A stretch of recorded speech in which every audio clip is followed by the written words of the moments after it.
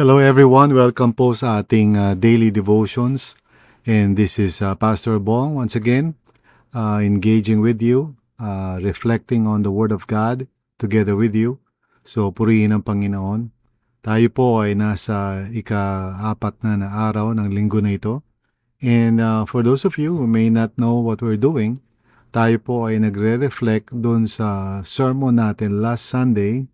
And so if you attended RLCC or listened to the sermon, ito po ay ating binabalik-balikan each and every day throughout the week para mas malalim pa nating maunawaan, maintindihan ang sinasabi ng Panginoon sa atin. At kung hindi nyo pa po na papakinggan o napapanood yung sermon last Sunday, I do encourage you to do that para mas ma-appreciate ninyo yung ginagawa natin each and every day. So, ngayong araw na ito, ang ating passage ay Ecclesiastes chapter 12 verses 13 to 14. And if you remember, sinabi ko nga na there are two voices dito sa book of Ecclesiastes. One is yung teacher na tinatawag, no? Who is the main speaker doon sa majority ng book na ito. But there's also another voice, the author himself, who is unidentified. And he is the one who introduces the teacher, and he is also the one who concludes, no? All the words of the teacher, putting it in proper perspective. Meron din siyang mga interruptions every now and then. I think at least once, sa book of Ecclesiastes. Whenever you would see or read yung words na, for example, this is what the teacher says or something like that, then you would know na the author is speaking, no? Anyway, it's good for us to look at the reflections of the teacher. Makikita natin yan sa chapter 1 verses 1 to 11. But we need to go to the end of the book to hear the author. So the author basically agrees by and large dun sa mga sinasabi ng teacher, although yung conclusion niya puts the proper perspective to it all. So ito yung babasahin natin ngayon because what he says in the end is something that ika nga balances everything that the teacher is trying to say. Even though yung kanyang mga observations, we can say, ay, tama naman, and he's wise to really identify yung mga issues or inconsistencies kung titingnan lang yung life as it is. And yes, sinasabi ng author nga actually, that would really be the case. Ang magiging conclusion talaga, everything is hebel or meaningless. But ito nga, sa chapter 12 verses 13 to 14, basahin natin because our devotions today is entitled Faith That Trusts. So basahin natin. Now, all has been heard. Here is the conclusion of the matter. So the author is now making a conclusion. Fear God and keep His commandments, for this is the duty of all mankind. For God will bring every deed into judgment, including every hidden thing, whether it is good or evil. So yun ang kanyang sobering conclusion, yun ang kanyang parang contribution to this whole argument na sinasabi ng teacher. And it's good for us to reflect on this at this point sa ating daily devotions. And so let's pray. Let's ask God to speak to us and guide us as we meditate on this passage. So manalangin po tayo. Father, maraming salamat sa iyo, Panginoon, for your mercy and goodness and wisdom.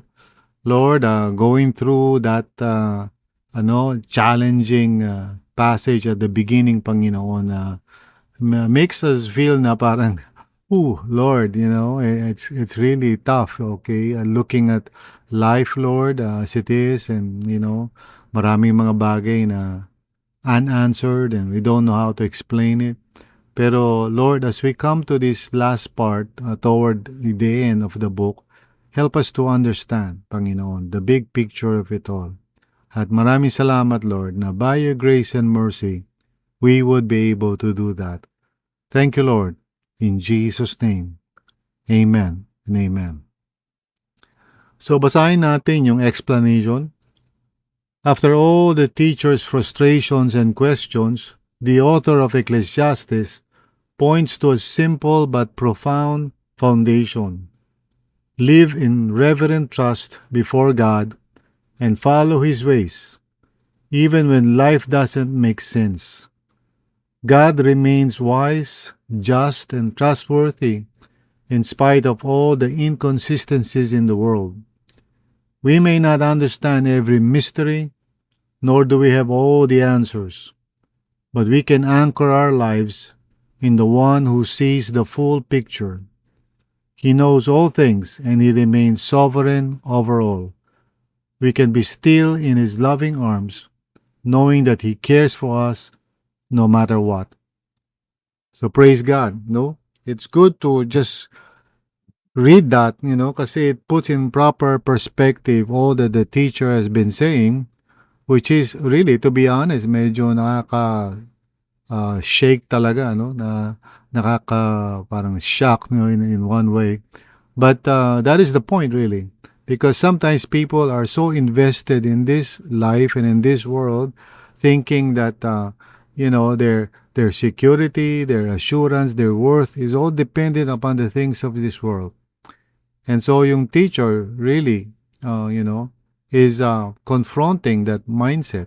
And he's basically saying, really, if you put all your eggs here and parang, all your life is revolving around the things of this world, good and bad. At the end of it all, basically, parang we have to face the questions, the inconsistencies, things are not linear. Hindi yung parang, okay, you do a good thing, so a good thing happens to you. Sometimes it doesn't. No? So yun yung parang challenge ng teacher. But at the end of the book, the author puts everything in perspective. He's basically saying, that's true, hindi natin kayang sagutin lahat yan at hindi natin kayang maarok lahat. And he's basically agreeing with the teacher sa kanyang assessment of things. And, to summarize, kung life lang dito sa mundo ang titingnan, I mean, there are so many things that are parang loose ends and we cannot really make sense of it. So, pag hindi natin tiningnan ang buhay natin dito in light of the kingdom of God, well, what we would have is a very unstable and shaky kind of faith. Lalo na kapag yung faith natin nakadepend sa mga circumstances, experiences natin, buti sana kung laging maganda yung karanasan natin, then we can actually say na, wow, praise God. But the fact is, hindi nga ganun eh. And if your faith is based on your experiences, paano kapag yung mga experiences natin ay negative? Then, we don't know where to, put our hope and trust, and we seem to be grasping on straws, Doon na shake ang faith ng maraming tao because para sa kanila, okay, life is good for as long as everything is going well. But then, when things are not going well, paano na? That's why during the pandemic, maraming mga tao na shake talaga, nawala sa kanilang kinatatayuan because hindi na nila maintindihan. It doesn't make sense anymore. And the author of the book of Ecclesiastes is saying, yeah, ganun nga yung mangyayari if all our lives is parang nandito and we're saying, this is it, dito ko itataya lahat. And not that he's saying na huwag tayo magtrabaho, huwag tayo magkaroon ng pamilya, huwag tayong, mga typical things na ginagawa natin bilang mga human beings.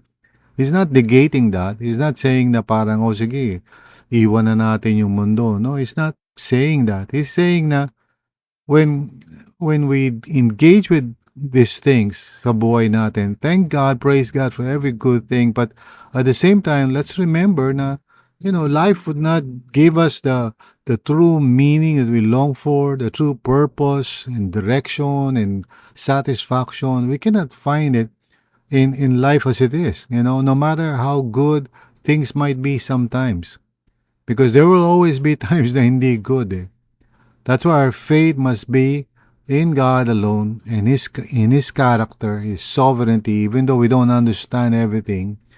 At sinasabi ng author, obey the Lord, even if you don't understand everything.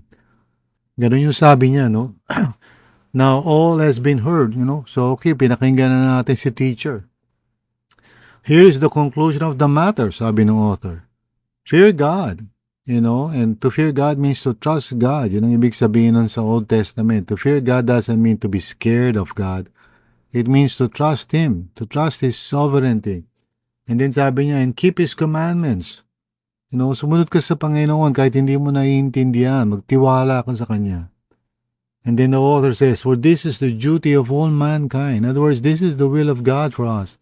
Not to have all the answers, not to explain everything. Hindi yun ang duty natin, There are things that God reveals, praise the Lord, naiintindihan natin, but there are many things that God doesn't reveal. And we must just simply trust God for those things. We will always have questions. We will always have experiences na hindi natin mapaliwanag. And maybe someday maunawaan natin lahat yun, when the kingdom of God has finally been established, In the meantime, this side of heaven, we can just rest in God's, sovereignty and His care for us. Sabi niya, for God will bring every deed into judgment. Okay? Including every hidden thing, whether it is good or evil. So in other words, God is sovereign. Okay? And we may justify yung behavior natin or yung action natin by saying na, kasi, hindi ko naintindihan bakit ganun si Lord, so I'll just do what I like.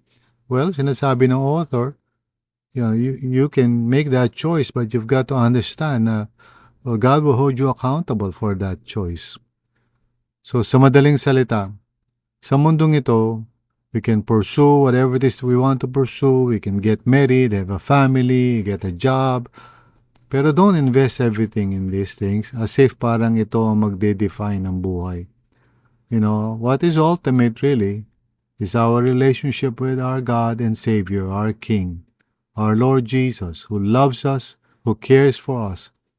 And even if at the end of the day, hindi natin masagot lahat ng mga tanong o hindi niya sinasagot lahat yung tanong, it's not for us to fret about it and say, bakit hindi ko mapaliwanag ito? Maybe we can't. Maybe we won't. No? So in application, faith doesn't mean having all the answers. It means trusting the God who does. You don't need to figure out everything before you obey Him. Hindi naman kailangan na lahat nagigets mo to obey the Lord. You just trust God. When your circumstances confuse you, lean into God's faithful character and obey His commands. Yun ang kalooban ni Lord para sa atin.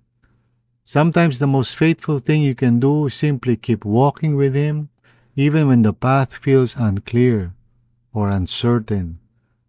Even sometimes you have doubts.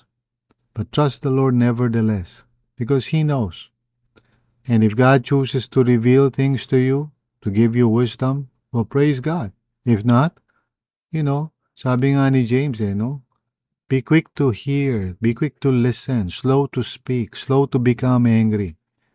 When we are going through trials, it's better to just sit still before the Lord and say, God, I don't understand everything na nangyayari, but I put my hope in you, O Lord. You are merciful and kind, and you know all things. I may not know all things, but you do. And for that, Lord, I will rest secure in your presence. Ganun dapat yung ating pananaw. So ang reflection question natin today is, what unanswered question in your life is God inviting you to trust Him with today? Meron ka bang mga nararanasan that you are asking God, Lord, bakit ganyan? And maybe God doesn't have an explanation. Maybe He's not answering it. But so be it. And there's nothing wrong with asking. There's nothing wrong with praying. There's nothing wrong with saying to the Lord, Lord, bakit ganito? But at the end of the day, if you don't receive an answer, just say, Lord, I trust you. I may not understand everything. I may not be able to figure out everything, but I trust you, Lord. Because you love me. You gave your Son, the Lord Jesus, to die on the cross for me. You saved me, Panginoon. And one day you will bring about a new heaven and new earth. And maybe then I would find all the answers. Or maybe not. Doesn't matter. Lord, I will obey you. Ganyan po ang sanang maging attitude natin mga kapatid. This is what I've been saying. And for the past 3 weeks, I've been trying to exhort you to really find clarity in the midst of chaos and not to give up. And the only way to do so is really to have the right mindset, no? Kasi ang anxiety natin is really coming from beliefs and assumptions, and some of which hindi naman talaga totoo and some of which is really wrong. But we put our hope in the Lord, whose word is flawless and true and perfect, no? We just trust God and say, Lord, I entrust everything to you. So purihin ang Panginoon. If you're listening to this devotional and you're probably confused and you're stressed out, yeah, it's okay to come before God and to pray. But if the Lord doesn't give you what you're asking, trust Him nevertheless and obey Him, knowing that He knows what you need. He knows what is needed and what is important. Trust Him for that. Amen? So let us all close in prayer. Panginoon, maraming salamat sa iyo, dear God, for we know that you are faithful, you are true, and you are loving. You love us, O Lord. You sent your only begotten Son to save us. And what you have begun, you will complete on that day. So we trust you, Lord, that you will save us completely. That you will secure us personally, O Lord. Gaya na tinuro mo sa amin last Sunday, the other 2 Sundays, Panginoon. And you will strengthen us also, dear God. So Lord, maraming salamat sa iyo. Thank you for your faithfulness, Panginoon. In Jesus' name, amen and amen.